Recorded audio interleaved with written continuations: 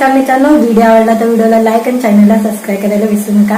आज या व्हिडिओमध्ये श्रद्धा कपूर हिचा विटा हा चित्रपटाची रिलीज डेट पोस्टपोन झालेली आहे, त्याबद्दल जाणून घेऊया आजच्या व्हिडिओमध्ये।